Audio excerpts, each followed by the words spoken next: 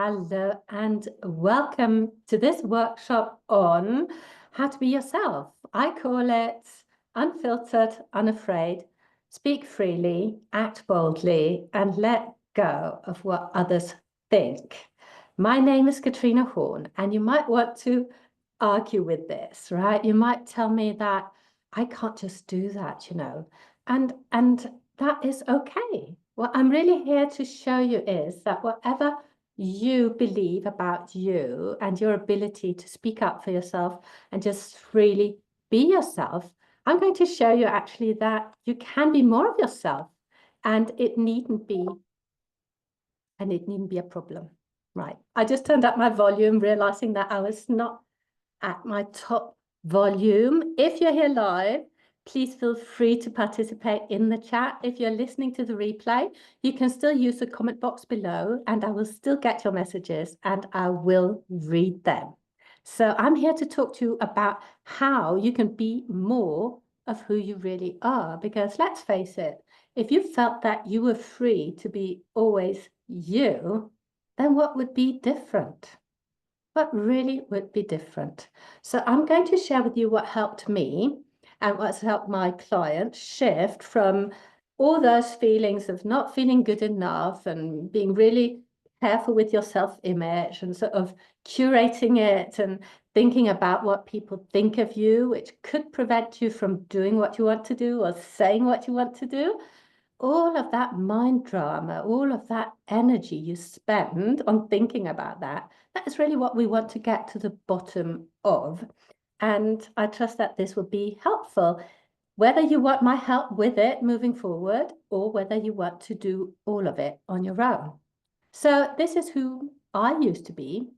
I used to be very much filtered, very much afraid of what people thought.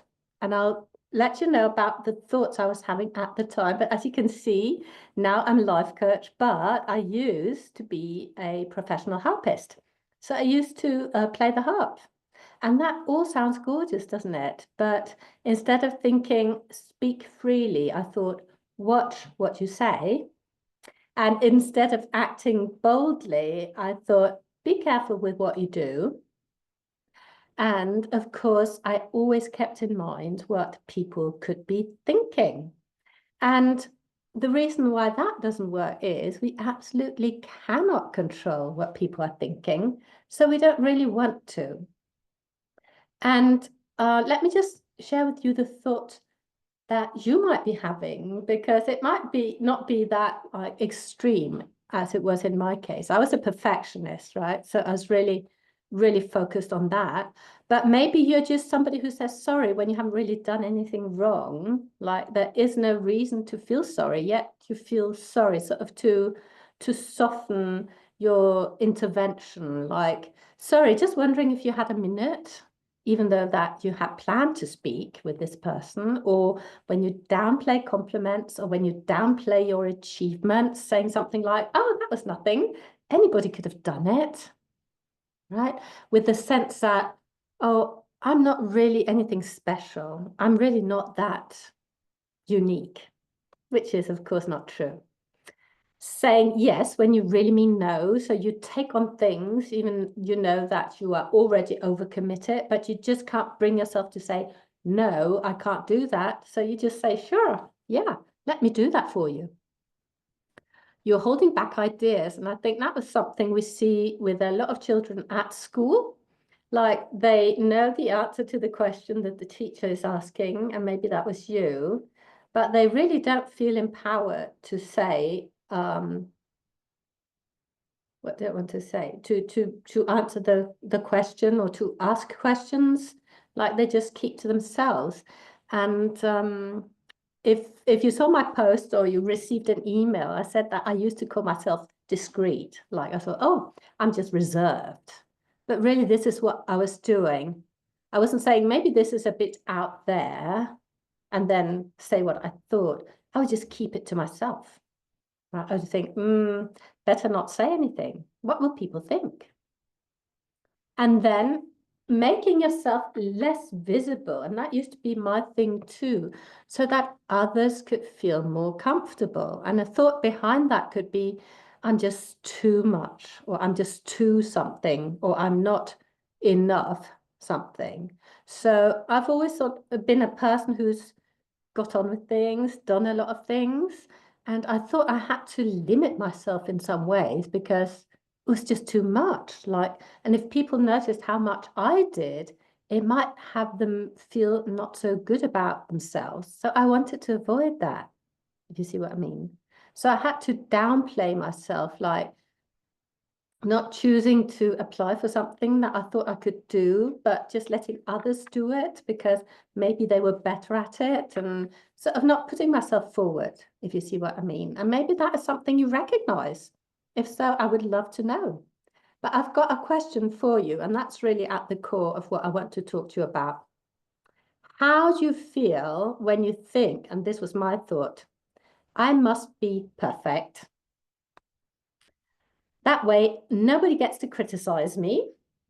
I must at all costs avoid people criticizing me because that doesn't feel good. And I start doubting my perfection. And then who am I if I'm not perfect? So I thought that being perfect was a sort of bar of entry to how I wanted to live my life.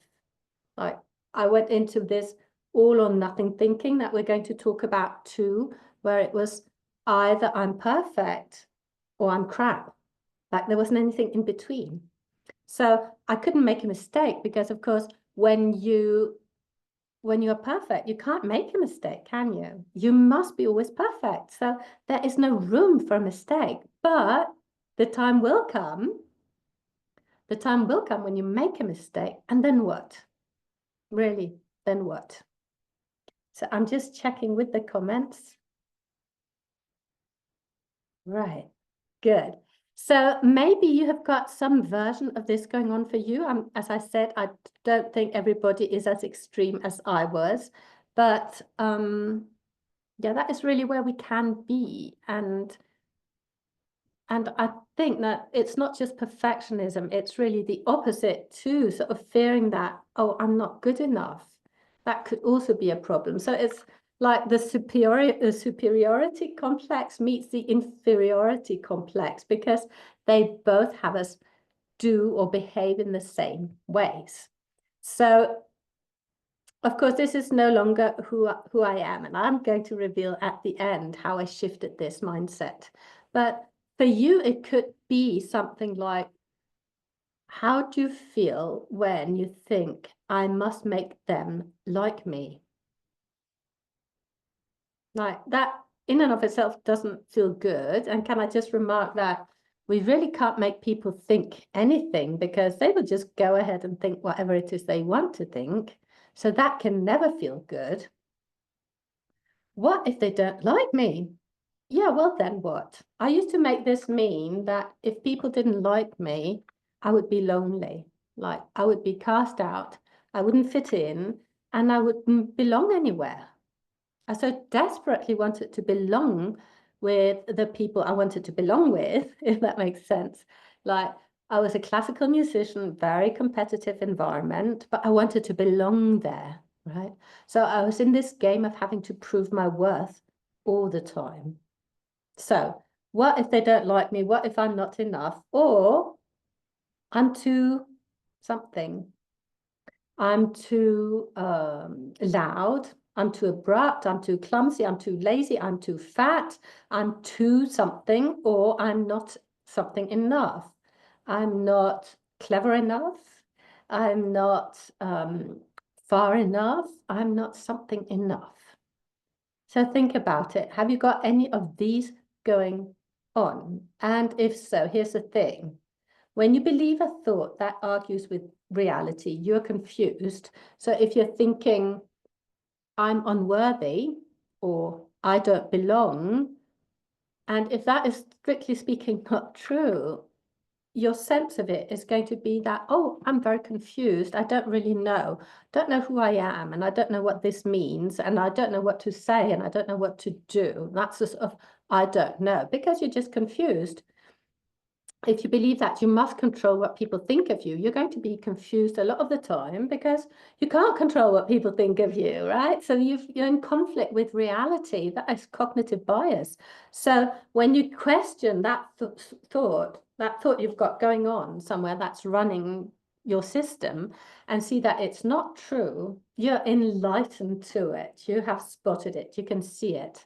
And once you can see it and start challenging it, then you're liberated from it. And I think that's really the real freedom. It's when we can examine our thoughts with our intellectual minds and question them, because we are so prompt, aren't we, at just taking on our thoughts and believing them to be reality, like being facts, like I am too fat can sound like a fact, can't it?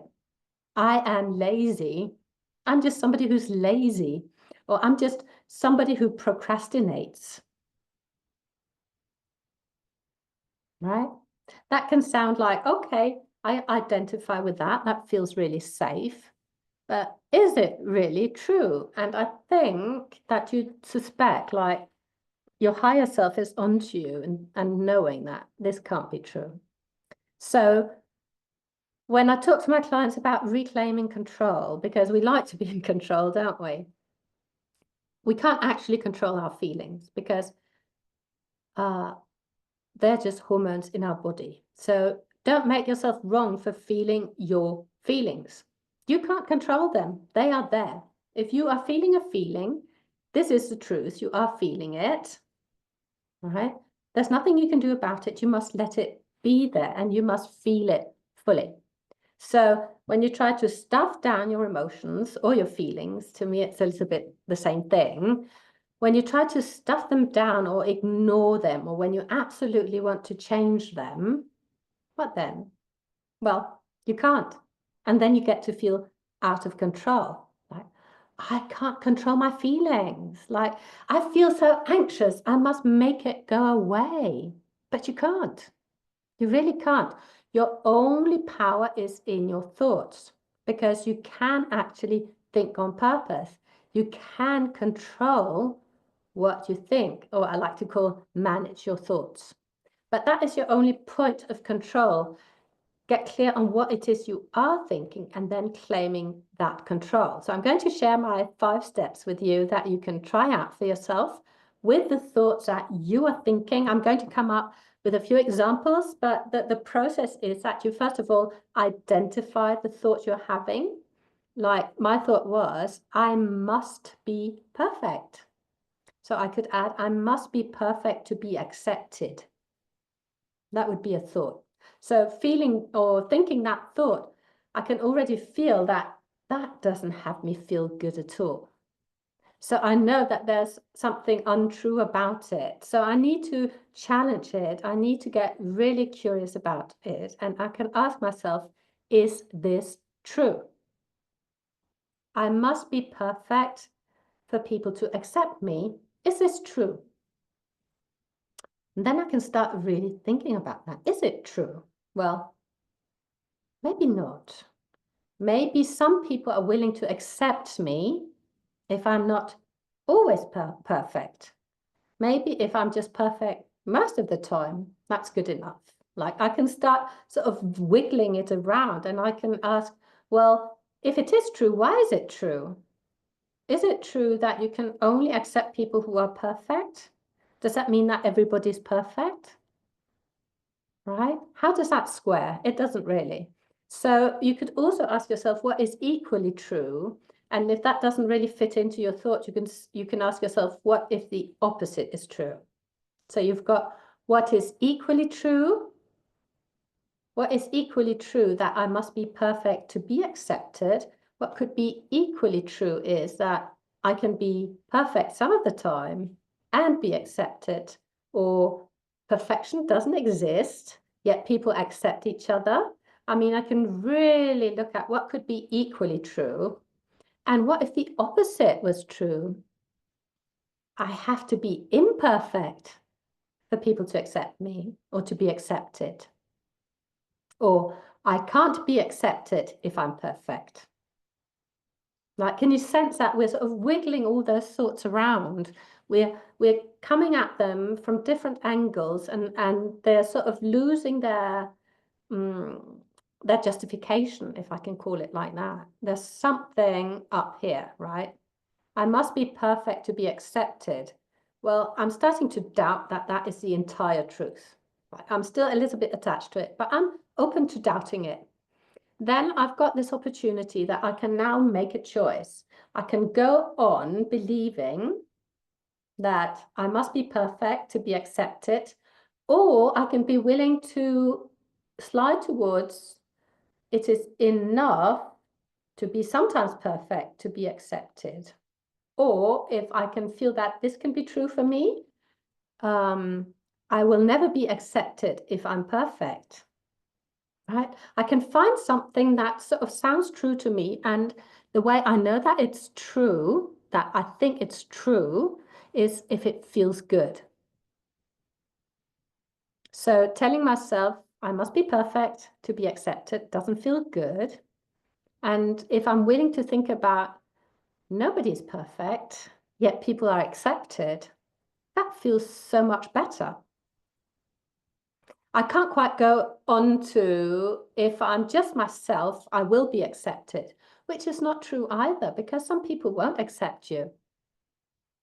And I'm coming back to this point.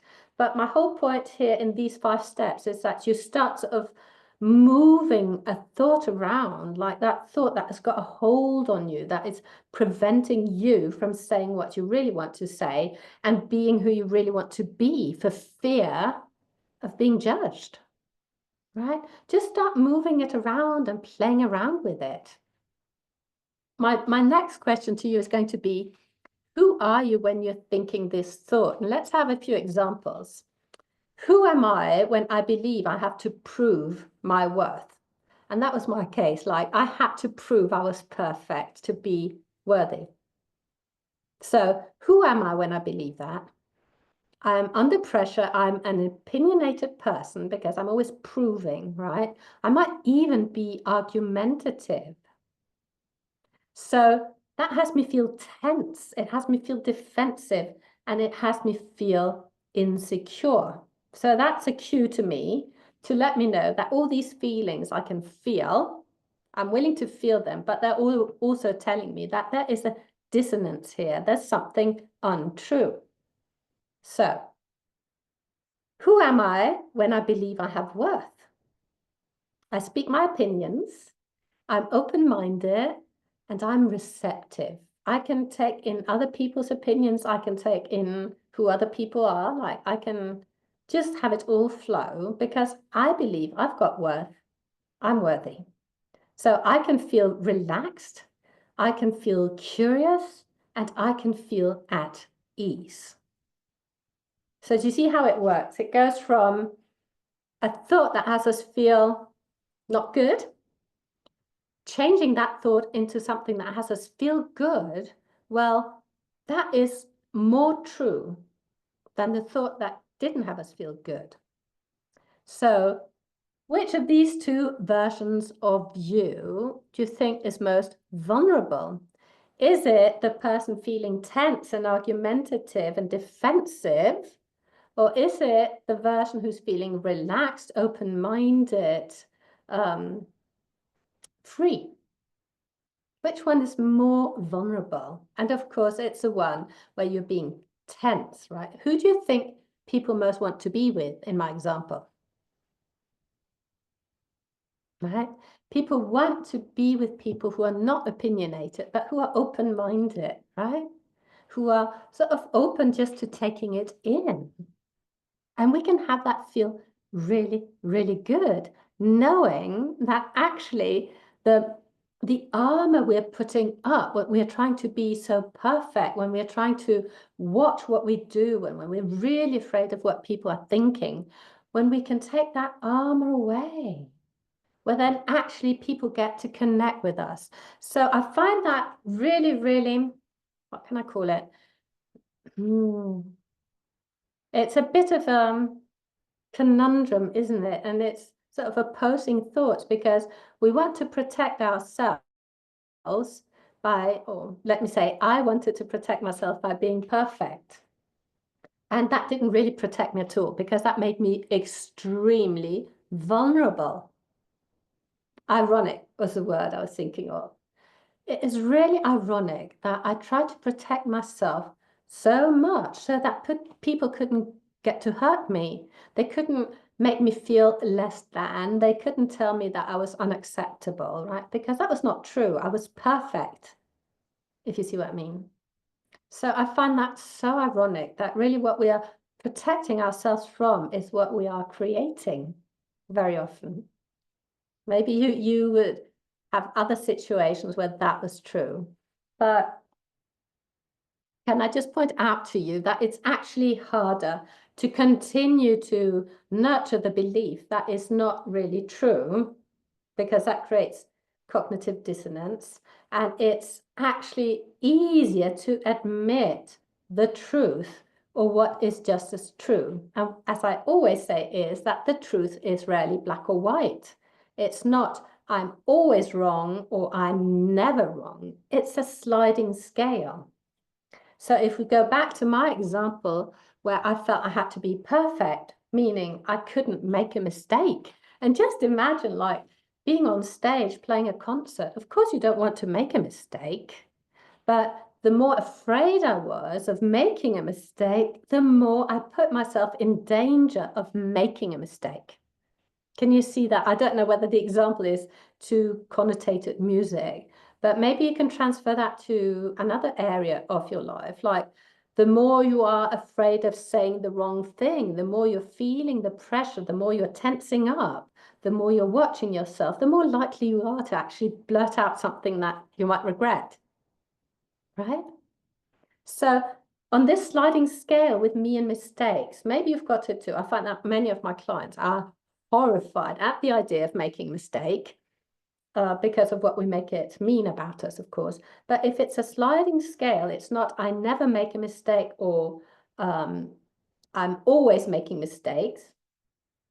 If it's not either or, if it's somewhere in between, well, then you can become somebody who, well, sometimes makes a mistake.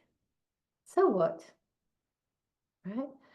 If you're open to being somebody who can make a mistake, not on purpose, of course, but just be open to the possibility that, oh yeah, actually, I could make a mistake. Not a big deal, because I won't make it mean that I will always make mistakes. I won't make it mean that there's anything wrong with me. It's just like part of the human experience, isn't it? Like we are prone to make mistakes. That will happen. And if I don't have to defend against it, well, then who am I? Who am I if I'm somebody who can sometimes make mistakes? Do you know what? I'm just a human being. I'm just Katrina. That's okay. It really is. Does that make sense? Let me know. So once we've gone through our thoughts, we have to decide what's true for us. And then we have to come to terms with it. And when I had to give up perfectionism, when I had to give up the idea that I couldn't actually be that perfect person, that was like somebody died. It was really loss of identity. Like I was there thinking, well, then what? Then who am I? Like if I'm not allowed to be perfect, if that is not the solution, well, then who am I? Do you see what I mean? Maybe you've got something going on like that, and it's really, really difficult to come to terms with sometimes. It's sort of, it shakes you up. But then I think it's also an opportunity really to look into, well, if I can't be perfect, well, what then? What can I be? And more importantly, who do I want to be? So I think it's as if I had to burn everything down, and I just had to let go of this pressure of having to be perfect, and then open myself up to what else was possible from that place. Well, if I'm somebody who can sometimes make mistakes, if I'm somebody who can sometimes be wrong, and not have it define me, then what? Then what? And I found that so freeing. And that's really what I want for you. I would love for you to find a place where you are free to be sometimes this and sometimes that, and not have it mean anything about you. Right? So if you consider your identity as a very, very big part of choice, and if you consider my questions about who are you when you're thinking the thought, I am not enough, I have to be perfect, I have to earn love, or I'm too old, or something like that, who are you then? Is that who you want to be? Of course it isn't. So we can sort of reverse engineer it and say, well, who do I want to be? And I wanted to be that relaxed person having fun, enjoying life intensely, looking at myself with that unconditional love that I think is the basis of everything, everything. And if I wanted to be that person, then I had to look at, well, what is that person thinking? She's no longer thinking, I have to live up to something, right? She's no longer thinking, I have to something. I have to be perfect. I have to say the right thing. I have to wear the right clothes. I have to do the right thing and blah, blah, blah. All of that is gone. She's no longer thinking about what are people thinking because she knows she can't really control that. And she also knows that it's not much fun trying to control it. So how can that even be a thing? Right? So letting go of all of that, well, what is she thinking? So I wanted to think, I always want to be at my best, but I have to redefine what my best is. My best can no longer be, I am perfect. My best has to be something different. So I decided that I was a kind person.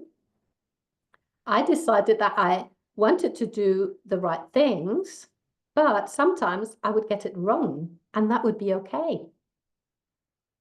I decided that I wanted to feel my feelings deeply, and that could sometimes be inconvenient to other people, but then I couldn't do anything about it.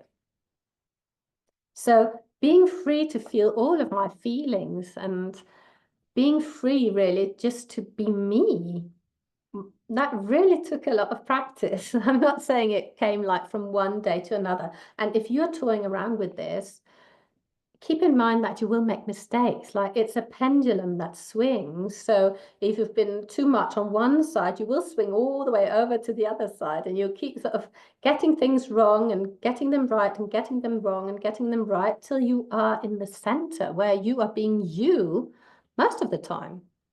Because again, like there will be times where we're sort of pulled out of ourselves by people or situations. Like it's often fear, isn't it? That takes us out of ourselves and has us be not who we are at our best. But I would really invite you to think about this. Who am I at my best? If it's not something that I have to live up to, if it's something that can come out of me spontaneously, who is that? And I like to invite my clients to think about who they are when they are with friends, when they are enjoying themselves, when they feel completely safe and are not judged by anybody. Who is that person? Who is it? And what is she thinking? What is she thinking, really? So I had a yoga teacher for many, many, many years who helped me see that it was okay to be, let's say, intelligent. I could be intelligent, and I didn't have to be the only intelligent person. I didn't have to be the most intelligent person. I could just be intelligent, somewhere on that sliding scale between genius and an idiot, right? I could be somewhere there, and knowing exactly where I was there was really not that interesting. So that really blew my mind, that idea that, oh, actually, I can be something positive, and I don't have to go out and prove it. I can just actually discreetly be it and know that about myself. And what I think many of us can get on board with is that we are kind. Like, maybe you can believe that, like 100%, that I am kind. I really am a kind person. Most of the time, I try to do good in the world. If you can believe that about yourself, maybe you can also be open to most of the time, right? Because if somebody really gets on your nerves, if somebody is triggering you, well, maybe you can go into saying something not so kind, right? Just be open to that being a possibility. But if you decide, well, I'm really at my best when I'm kind, how can I support myself to being kind most of the time? And I think it's about self-care, really. It's really finding out, well, how can I take so good care of myself that I want to be kind most of the time? So when you look at yourself more about, or in terms of choices, who do I want to be? And then you look at, well, what would support that person in being who she wants to be? What would that person be thinking and feeling about herself? And I think when we want to be at our best, we want to feel good about ourselves, right? So we can't be telling ourselves that, oh, you're lazy, or you must get on with it, and you haven't done this yet, and this person is expecting that, and you must always be available. And you can't be thinking all of that, because that doesn't feel good, does it? So when you start paying attention to what you feel more than paying attention to what people might be thinking, then you're onto something.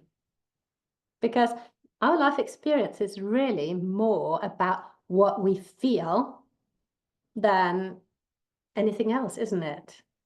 Like on a daily basis, how do you feel? And how you feel is really going to inform how much you enjoy life. So I know that we want to flog ourselves into a lot of productivity and getting things done and living up to, but really, you can only get satisfaction from that, right? You can only get the feeling of satisfaction from having done a good day's work.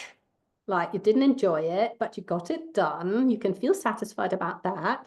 You can feel satisfied about having lost 20 pounds, right? I did it. Good for me. I'm good at this. I did it. You can feel satisfied with the result. Sorry. You can feel satisfied with the result, but you really can't access deep joy from it. So I think another question would be, well, what do you want your life experience to be? Would you just want it to be about getting things done so that you can sit down and feel satisfied and justified? Or is it more about how do I want to feel on a daily basis? And how can I support that? And I think as long as you're really concerned about what other people might think, and as long as you're preventing yourself from speaking up, as long as you're putting on this mask, and as I said in my TEDx talk, if you know that, I talked about putting on the mask of poised, perfect, and what was it? Perfect, and I don't remember, but it's just all of that. When I put on that mask, well, what is available to me from there? You can't really be feeling a lot of joy from that mask. You can't really be feeling intense love and acceptance, right? You don't really access feeling extremely grateful from that place. So, more profoundly speaking, if you can decide who you want to be and what your life experience, what that is, what you would want that to be, well, then what? Then what becomes possible? Would you be willing to give up a little bit of your perfection? Would you be willing to give up a little bit of having to prove that you're okay? Would you be willing to give up a little bit of managing other people's thoughts? Right? Would that be worth it, do you think?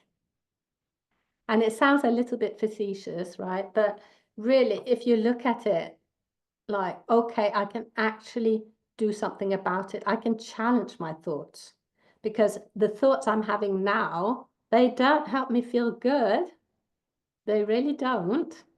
I want to be over here where I feel complete freedom, where I'm self-expressed.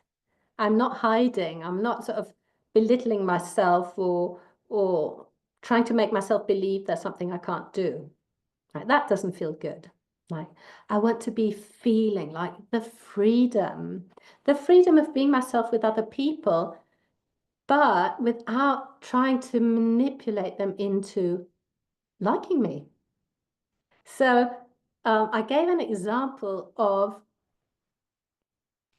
well, that was part of what I used to think, that if I could only get really, really good at making people like me, then I got to feel good, right? And that was really not the point of our time here on earth, I think. The whole point is to be able to feel good even when people don't like you, if that makes sense.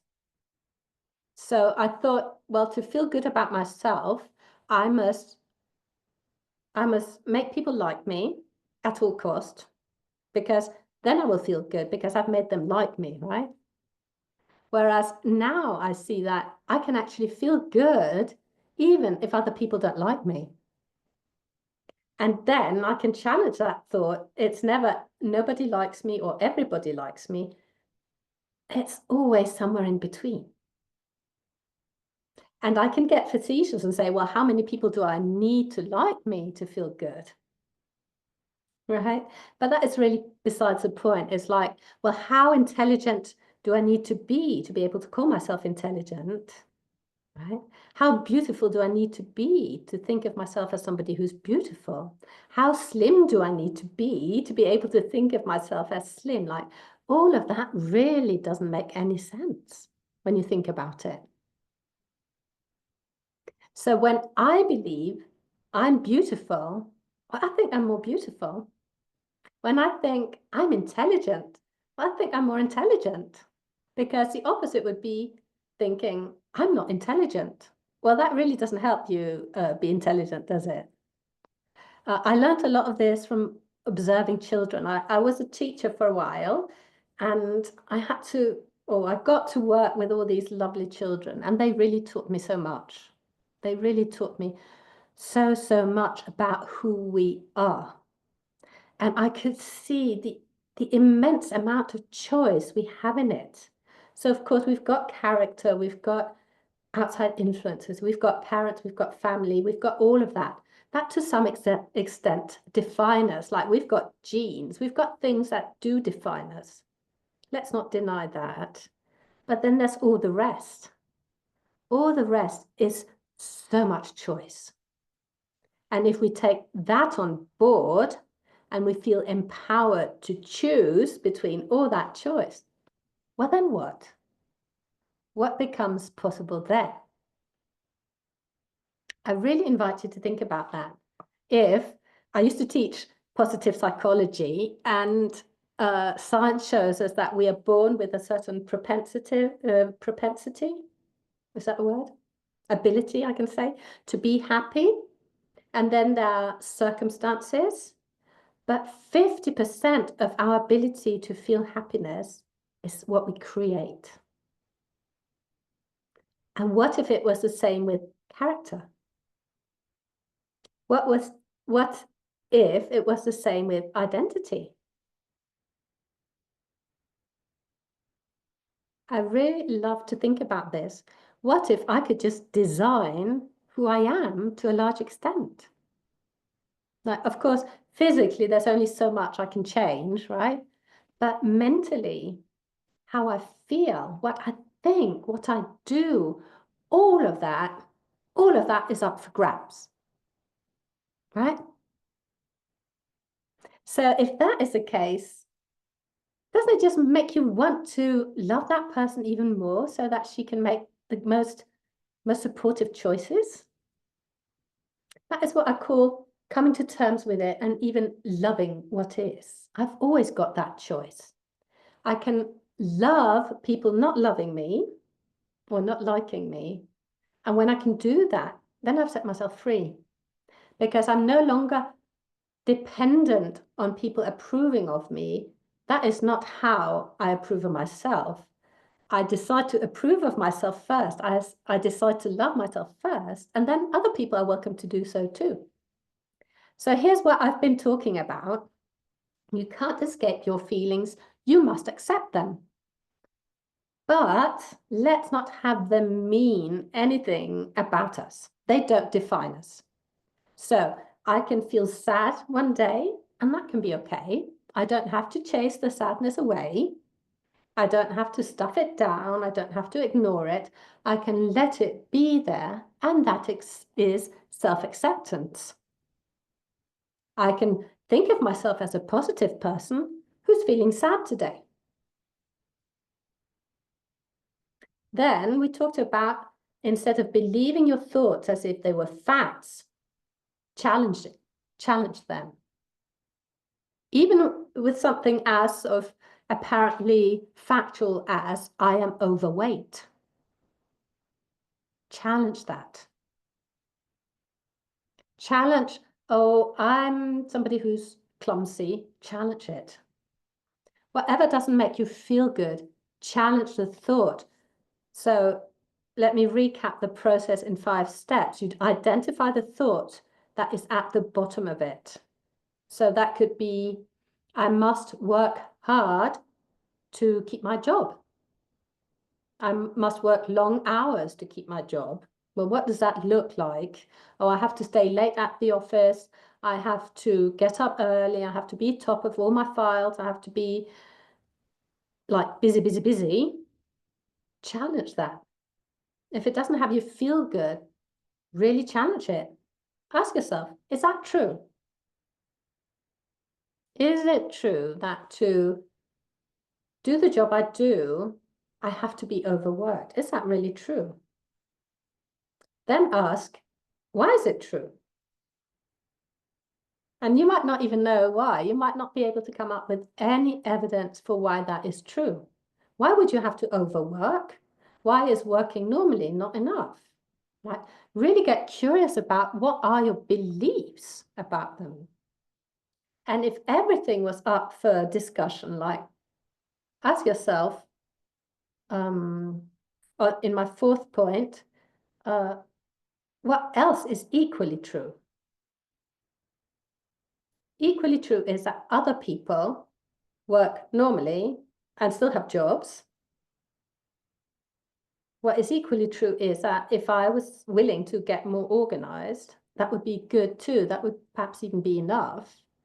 If I was willing to ask for help, maybe I wouldn't have to overwork. You can find out what else is equally true. And then you can ask, what if the opposite was true? What if overworking will get me out of a job? And that is often true. I see that with my clients. You know, when they come and they're burnt out, they're out of a job. Right, they've gone too far. Right. So really wiggle around with those thoughts. And once you've got all the thoughts, I like to do it on paper because it really gets so clear when we put it down on paper. Then you get to choose what thought you want to think.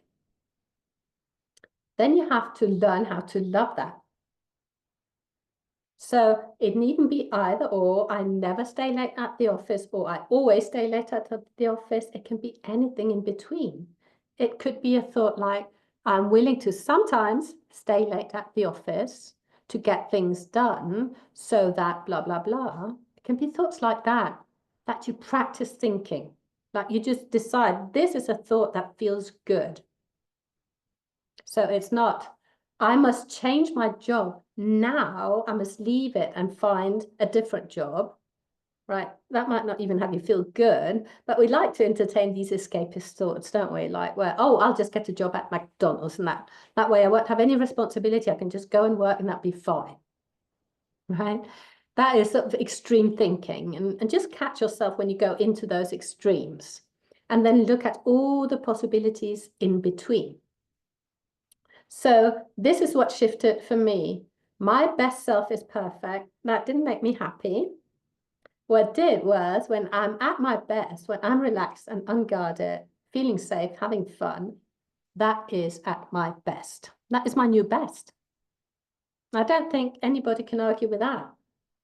I'm in it for the experience of life. So of course I like to get things done. I like to be productive, but I also like to feel the joy, right? I like all of it. I want some of all of it. And I find that so much easier to live up to, being in that moving flow of, I don't have to be so over-defined that I tell myself I have to overwork or anything like that. Sometimes I can work late. Fantastic, right? But I'm always in touch with what I'm feeling, and I'm letting my feelings guide me and answer the question, am I on track? Right? Is this what I want? Oh, let me feel into that. Is this what I want? If it doesn't feel good, then it's not what I want, right? So people tell me, yeah, but it never feels good for me to clean the kitchen. Well, if you never cleaned your kitchen, would that feel good? I don't think it would. So if you can get on board with, okay, I'm willing to sit here and allow myself to really think about how good I will feel once my kitchen is clean, maybe that will help me get up and clean my kitchen, right? And it's not about, oh, I either have to be in ecstatic joy or I have to be down in the slumps. Look at that sliding scale all the time. And what I like to ask myself and my clients is, how could this be even better? How could it be even better? So I'm sitting here talking to you, enjoying myself. How could it be even better, right? And then just open your mind to that. How could it be even better? Or the photo of me on the swing, how could it be even better? Like, I was with dear friends, we were having so much fun. I was in an extraordinary location. How could it be even better, right? Think about it. What would that look like? So, oh, that was the end of my slides. Right, so whether you're here live or on the replay, I would love to help you do this work if you want it.